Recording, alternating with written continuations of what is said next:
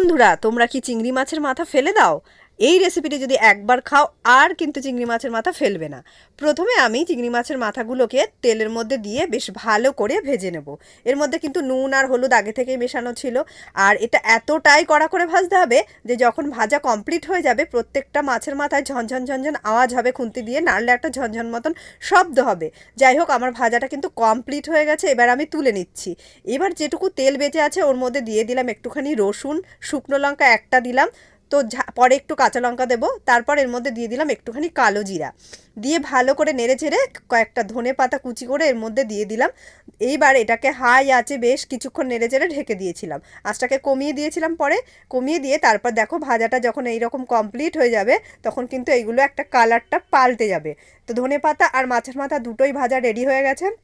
এবার এটাকে তোমরা মিক্সি কিংবা শিলে পেস্ট করে নিও। আমার একটুখানি চিনি আর একটু লঙ্কা আর একটু